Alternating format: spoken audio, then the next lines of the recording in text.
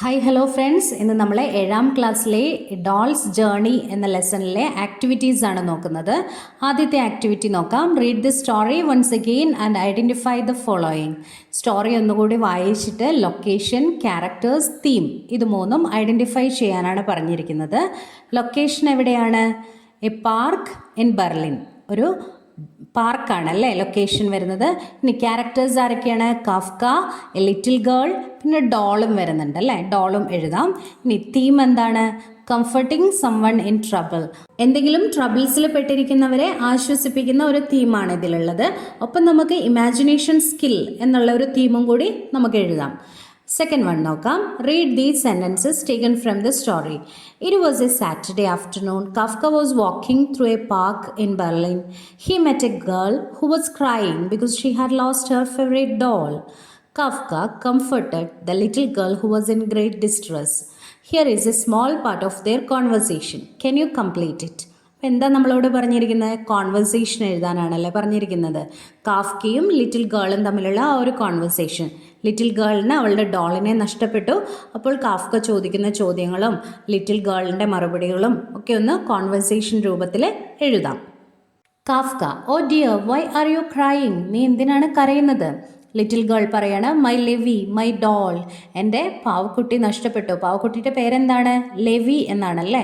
Kafka: don't worry, we will find her. അപ്പോൾ Kafka പറയാണ്, വിഷമിക്കണ്ട, നമുക്ക് അവളെ കണ്ടുപിടിക്കാം.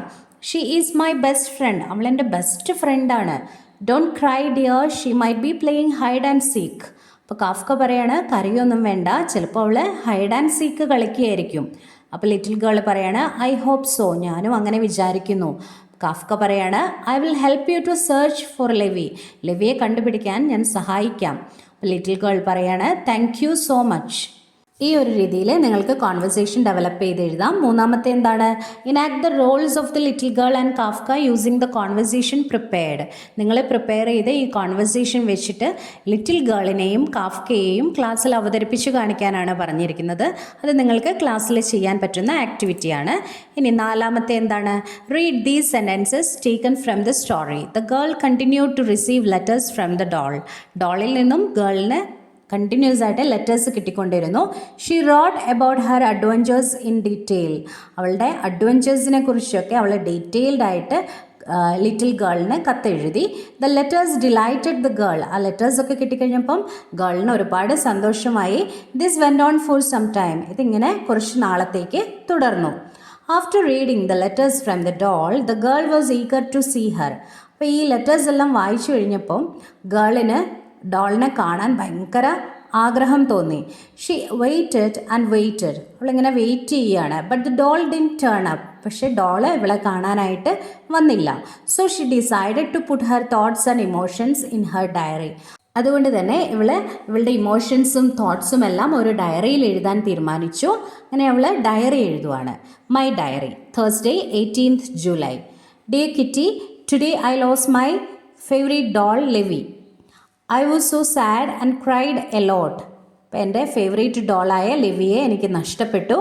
ഐ വാസ് സോ സാഡ്, എനിക്ക് ഭയങ്കര സങ്കടമായി. ആൻഡ് ക്രൈഡ് എ ലോട്ട്, ഞാൻ ഒരുപാട് കരഞ്ഞു. But then Kafka helped me to look for her. പക്ഷേ കാഫ്ക എന്നെ സഹായിച്ചു അവളെ കണ്ടുപിടിക്കാനായിട്ട്. ബട്ട് വി കുഡിൻ ഫൈൻഡ്, പക്ഷെ ഞങ്ങൾക്ക് അവളെ കണ്ടുപിടിക്കാനായിട്ട് സാധിച്ചില്ല.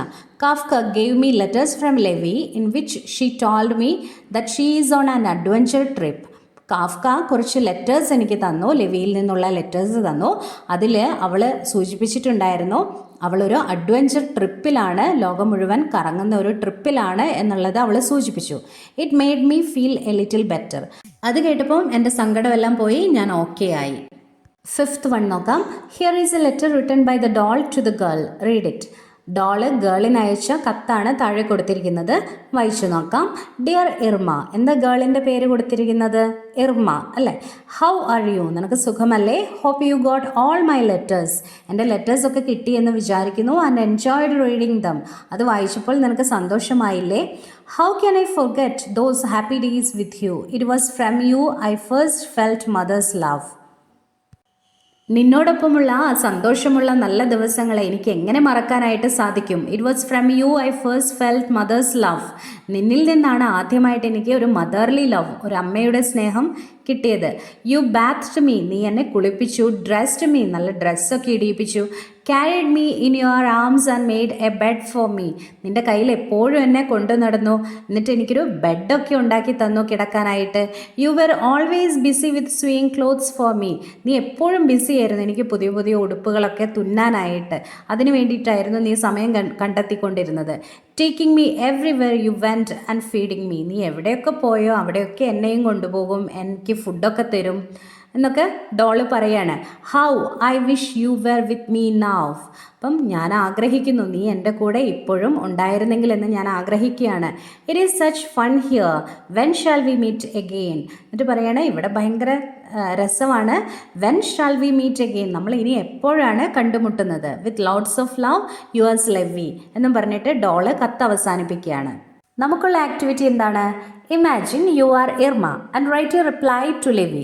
ലെവിക്ക് നമ്മളൊരു മറുപടി കത്ത് എഴുതണം. എങ്ങനെ എഴുതാം?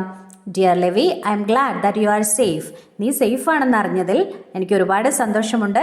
I missed you so much, നിന്നെ ഞാൻ ഒരുപാട് മിസ് ചെയ്തിരുന്നു. I was worried when I couldn't find you, നിന്നെ കാണാതെ വന്നപ്പോൾ എനിക്ക് ഒരുപാട് സങ്കടമായി.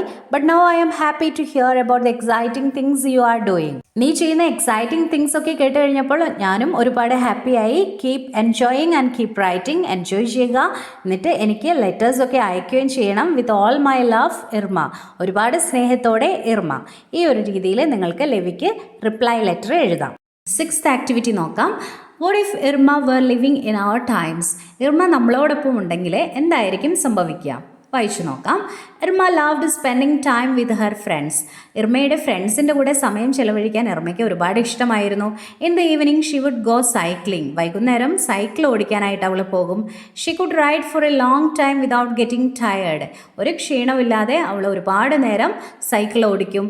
Early in the morning she would have great fun drawing and painting, രാവിലെ ഒരുപാട് നേരം അവൾ ഡ്രോയിങ്ങും പെയിൻറ്റിങ്ങും ഒക്കെ ചെയ്യും.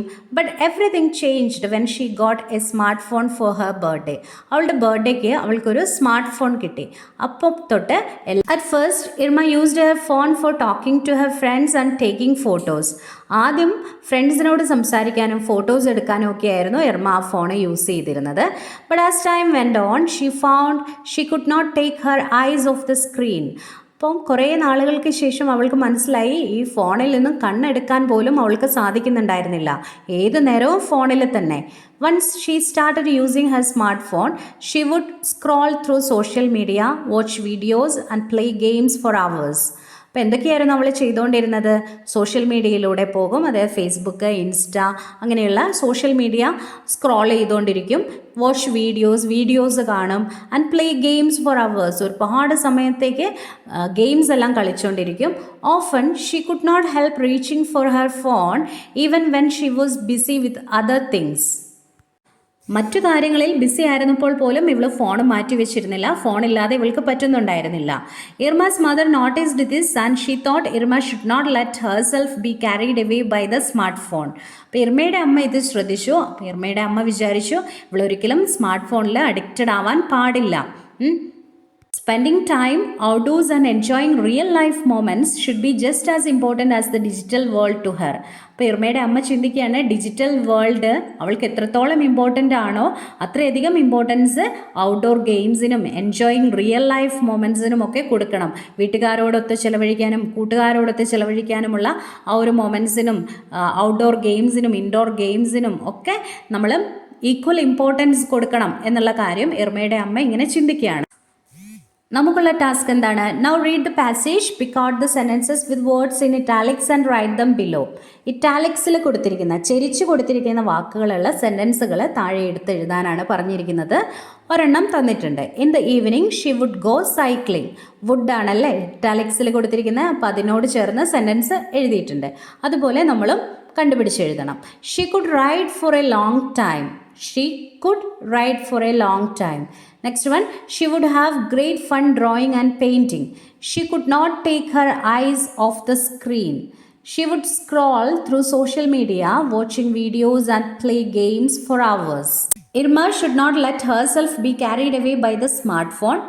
Spending time outdoors and enjoying real life moments should be just as important as the digital world to her. അപ്പോൾ ഇത്രയുമാണ് ഇറ്റാലിക്സിൽ കൊടുത്തിരിക്കുന്ന സെൻറ്റൻസുകൾ. അടുത്തത് നോക്കാം.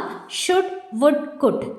ഇത് നമ്മൾ നേരത്തെ കണ്ടു അല്ലേ. ഇറ്റാലിക്സിൽ കൊടുത്തിരിക്കുന്നത് ഈ വാക്കുകളൊക്കെയാണ്. അപ്പോൾ ഇതിനോട് ചേർന്ന് വരുന്ന സെൻറ്റൻസുകളാണ് നമ്മൾ നേരത്തെ എഴുതിയത്. അപ്പോൾ അതിൻ്റെ ഫങ്ഷൻ എന്താണ്, എക്സാമ്പിൾ എന്താണ്, ഈ പാസേജിൽ കണ്ടിരിക്കുന്ന എക്സാമ്പിൾസും നമ്മൾക്ക് എടുത്തെഴുതണം. ആദ്യത്തെ എന്താണ്, should. To refer to duty or obligation. നമ്മൾ എന്തെങ്കിലും കടമകൾ അല്ലെങ്കിൽ നമ്മളുടെ ഉത്തരവാദിത്തങ്ങൾ ഇതൊക്കെ സെൻറ്റൻസ് ആക്കി പറയുമ്പം നമ്മൾ ഷുഡാണ് യൂസ് ചെയ്യുക. For example, you should obey your parents. നിങ്ങൾ പാരൻസിനെ ഒബേ ചെയ്യണം, അനുസരിക്കണം. അപ്പോൾ നമ്മൾ പറയും you should obey your parents എന്ന് പറയും. അല്ലെങ്കിൽ you should obey your teacher.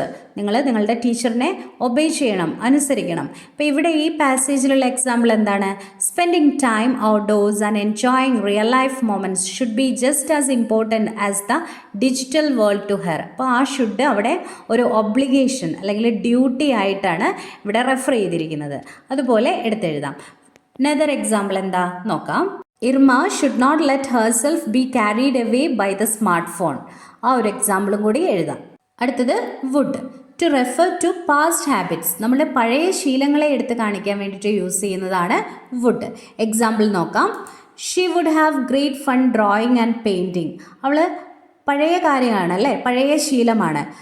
She would scroll through social media, watch videos and play games for hours. അടുത്തത് കുഡാണ്. To refer to past ability. നമുക്ക് പണ്ടുണ്ടായിരുന്ന കഴിവുകളെ കുറിച്ച് പറയാനാണ് ഈ കുഡ് യൂസ് ചെയ്യുന്നത്. നിലവിൽ ആ കഴിവുണ്ടാവില്ല, ബട്ട് പണ്ട് ചെയ്തുകൊണ്ടിരുന്ന കാര്യങ്ങളെക്കുറിച്ച്. She could ride for a long time. She could not take her eyes off the screen. അപ്പോൾ ഈ രണ്ട് എക്സാമ്പിൾ നമുക്ക് എഴുതാം. ആക്ടിവിറ്റി 7 നോക്കാം. Read the following sentences taken from the story. Notice the words in italics. He met a girl who was crying because she had lost her favorite doll. ഇവിടെ ഇറ്റാലിക്സിൽ കൊടുത്തിരിക്കുന്നത് ഏതാണ്, who ആണ്. Kafka had prepared the letter which was meant to be from the doll. ഇവിടെ ഇറ്റാലിക്സോ which ആണ്. ഇവിടെ ഇറ്റാലിക്സിൽ കൊടുത്തിരിക്കുന്ന വാക്കുകളെ നമ്മൾ റിലേറ്റീവ് പ്രൊനൗൺസ് എന്നാണ് പറയുക. Who, which and that. ഈ 3 വാക്കുകളെ നമ്മൾ റിലേറ്റീവ് പ്രൊനൗൺസ് എന്നാണ് പറയുന്നത്. ഇവിടെ ഒരു പോയം കൊടുത്തിട്ടുണ്ട്. അവിടെയൊക്കെ നമ്മൾ ഹൂ, വിച്ച്, ദാറ്റ് ആ വാക്കുകളെല്ലാം യൂസ് ചെയ്തിട്ടുണ്ട്.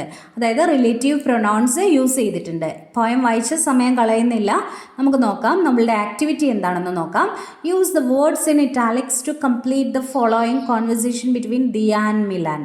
അപ്പോൾ ഒരു കോൺവെർസേഷൻ ഈ റിലേറ്റീവ് പ്രൊനൗൺസ് വെച്ചിട്ട്, അതായത് ദാറ്റ്, വിച്ച്, ഹൂ ഈ വാക്കുകൾ വെച്ചിട്ട് കംപ്ലീറ്റ് ചെയ്യാനാണ് പറഞ്ഞിരിക്കുന്നത്. ഈസി ടാസ്ക് ആണ്, നോക്കാം. Hey, have you heard of the Earth Heroes Club? No, what's that? It's a group of kids dash are really passionate about environment conservation.